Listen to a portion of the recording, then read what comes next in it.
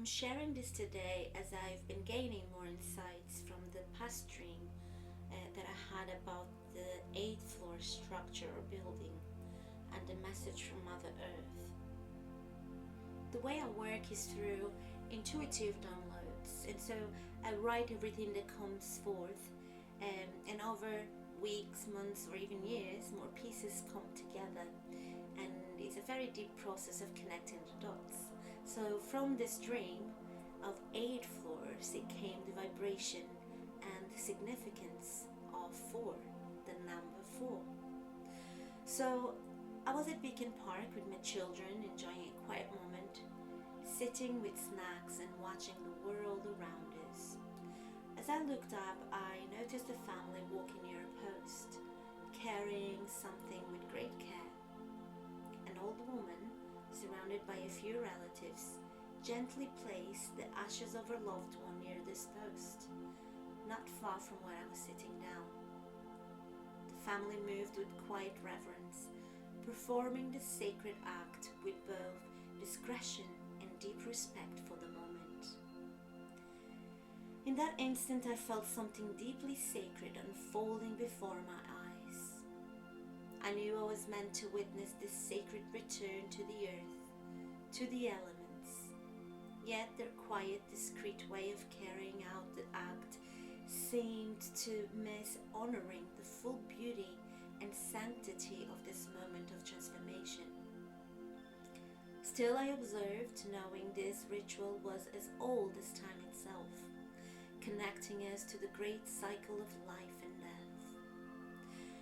As they placed the ashes on the ground, I felt a deep urge to approach them and offer a prayer or perhaps even sing a song, but instead I remained where I was, watching from a distance.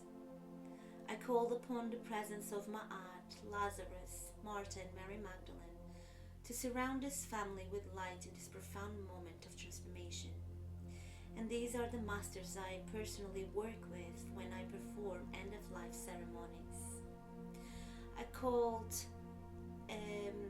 these masters to surround this family, and as the wind carried the ashes, I could feel the sacredness of the moment. I had never been so close to someone's ashes after their passing, and so I felt a deep reverence for this transition.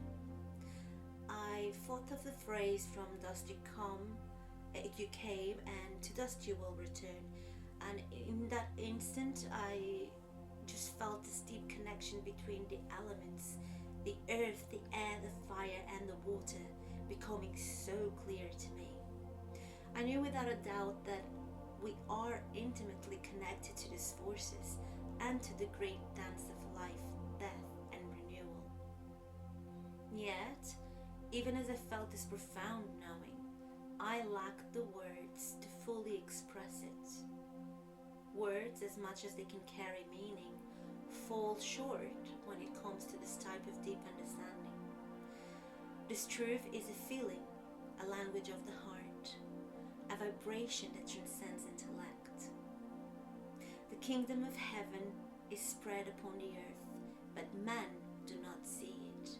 And this speaks to the sacredness present in all things, the life force within the elements, within the earth, and even within our souls. We do not need to search far and wide for truth. It's already here, in the pulse of the wind, the flow of the water, the grounding of the earth, and the fire that ignites within us.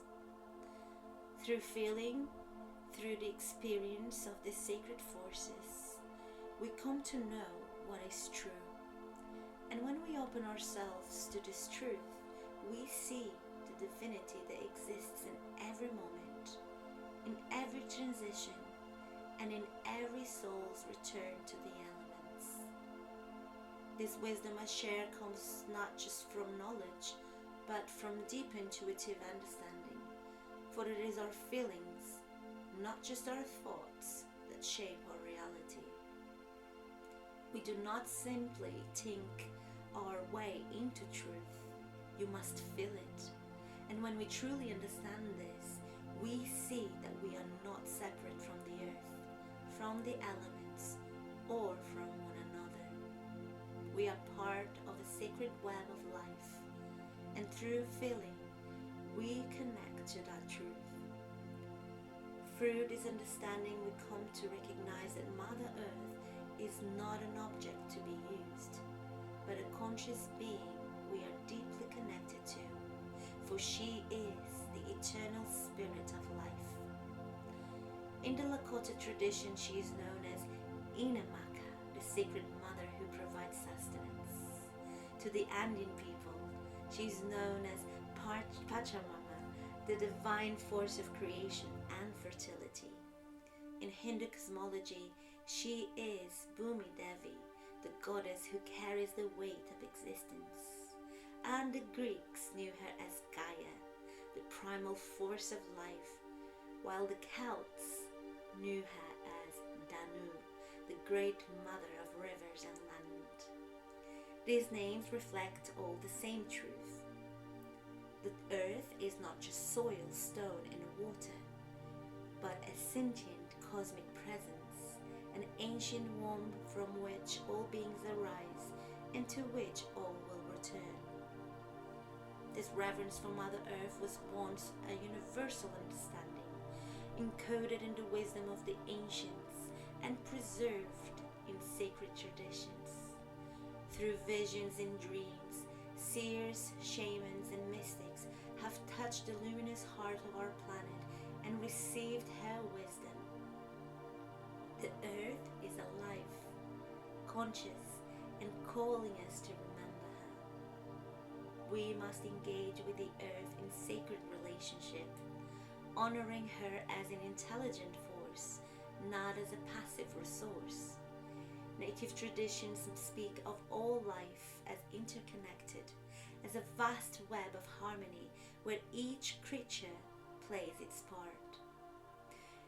Through sacred rites like the Vision Quest, the Sweat Lodge, and the Sundance, we commune with the Great Spirit through the body of Mother Earth, aligning our spirits with her rhythms and healing the wound of separation that modern humanity has inflicted upon itself. The four powers of nature, earth, air, fire, and water, each carry a sacred lesson, reminding us that survival depends on living in rhythm with these forces. To honor Mother Earth is to honor the balance within ourselves. Our bodies are formed from the dust of the earth. Our breath connects us to the element of air. Fire ignites our will. Water courses through our veins, shaping our emotional and spiritual landscape. And these elements correspond to the subtle energies within us. So for example, the earth aligns with the etheric body, the air with the astral body, the fire with the ego force, and water with the flow of our spirit. When we recognize this intimate connection, we begin to understand that our bodies are sacred vessels, microcosms of the great living earth. To honor the four powers in nature is to honor them within ourselves, bringing balance to both our inner and outer worlds. The human journey is intricately woven in these sacred elements, from the embryo's first moments in water to the first breath of air and the ignition of fire within.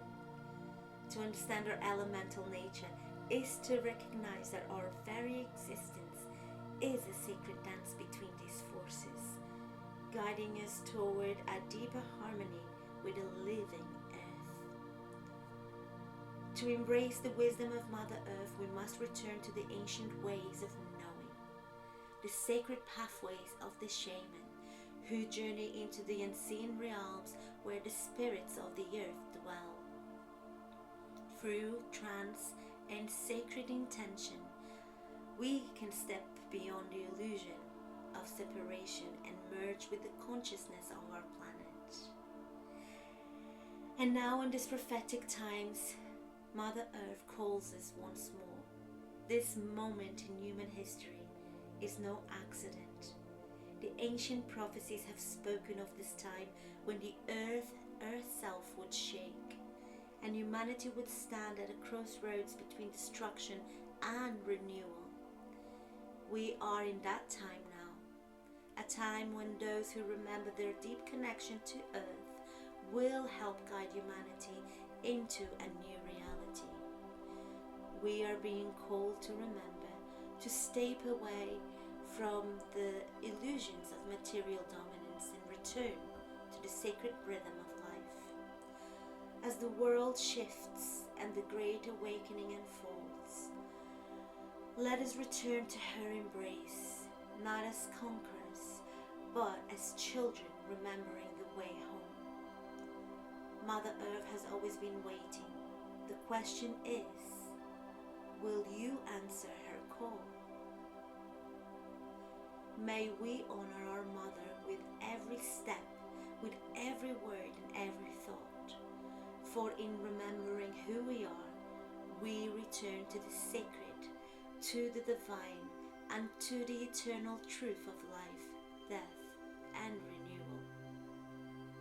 Let us walk this path with gratitude and deep knowing, always listening to the whispers of the wind, the call of the waters, the warmth of the fire, and the grounding strength of the earth beneath our feet.